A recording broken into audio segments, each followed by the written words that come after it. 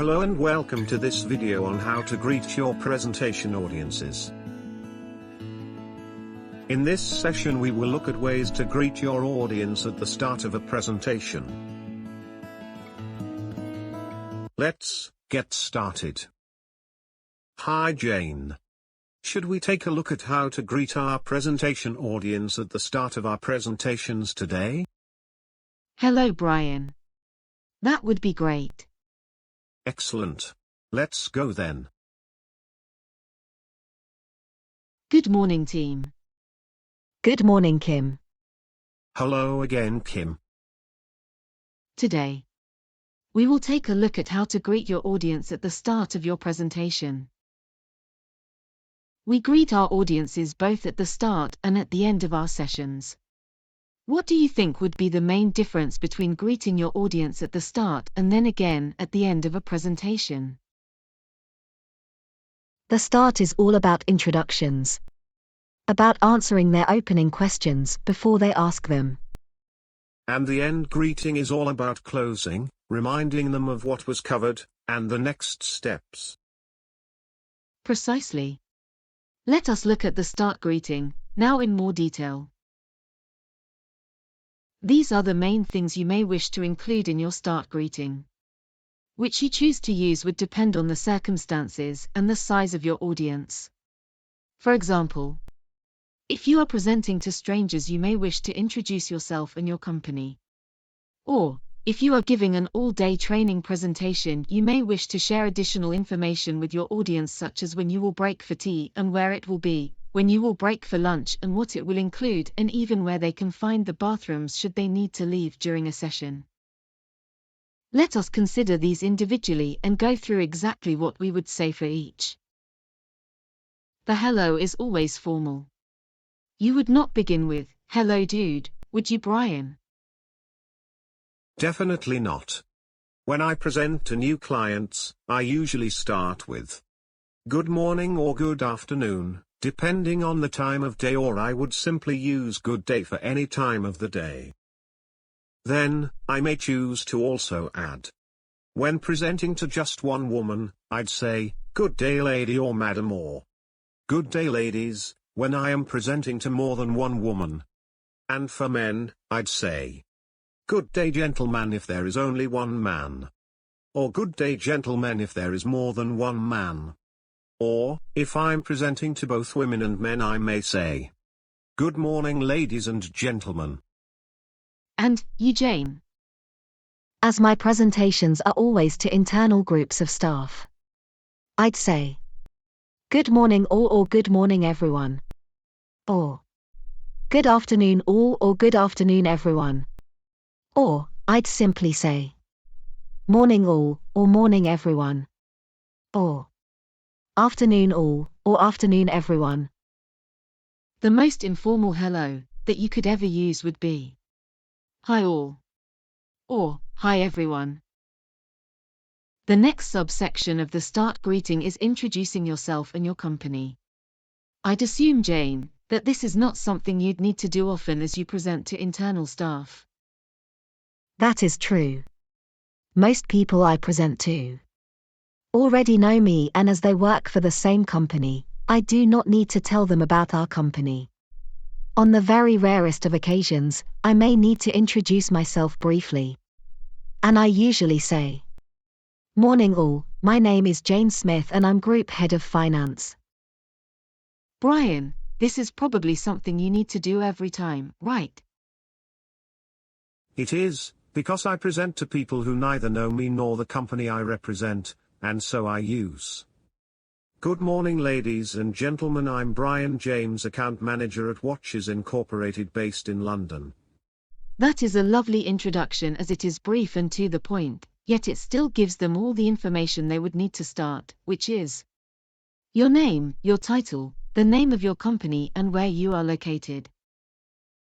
Now, when introducing the topic of your presentation, it is an opportunity to tell your audience about the topic or subject you will be presenting. Could you give us a quick example of one you would use, please, Jane? Sure, Kim.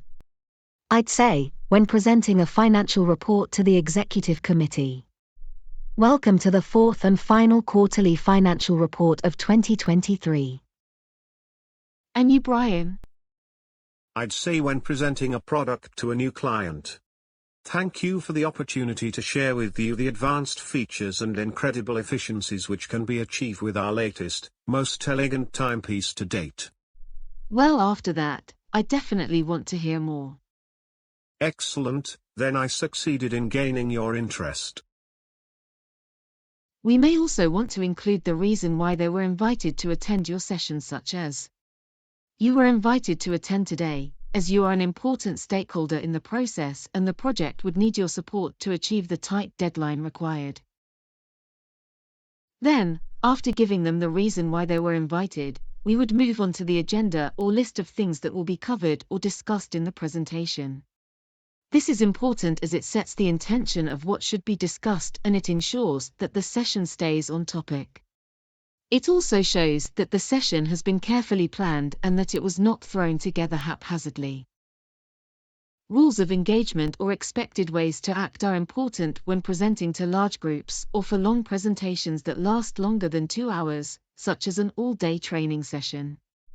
They let everyone know how they should act and are mostly based around respecting others' need to focus on the presentation.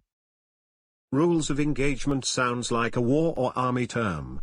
It is, actually. It is defined, according to Wikipedia, as being the circumstances, conditions, degree, and manner in which to use force or actions.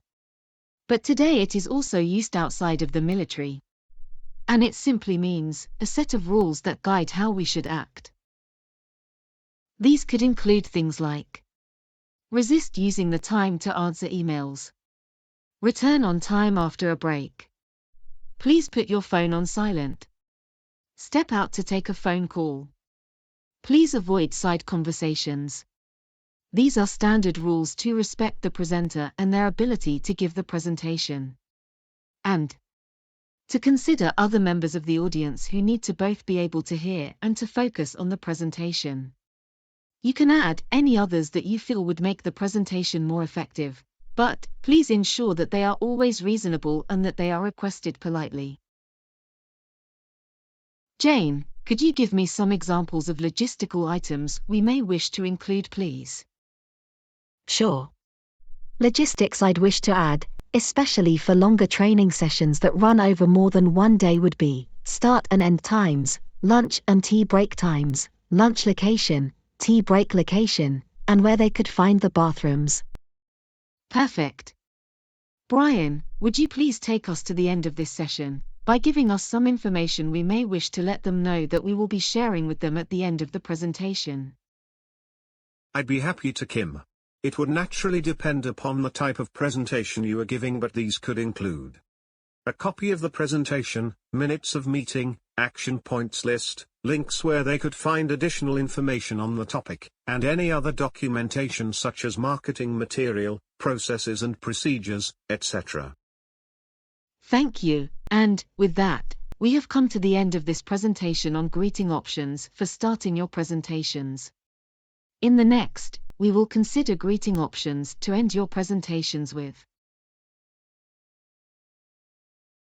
In this session I learnt that greeting an audience at the start of a presentation could include a great deal more than simply a hello. Such as introducing yourself and your company, introducing your topic, why you invited them, what they can expect with the agenda, rules of engagement or how to act, logistics, information that will be shared with them at the end of the presentation. Now that I know how to greet my audience at the start of my presentation, I'm already looking forward to the next session where I'll learn how to greet my audience at the end of my presentations too. If you liked this video and are interested in more business English content, please do share, like and subscribe. And do check out our website on optimumbusinessenglish.com. Thank you and see you again next time.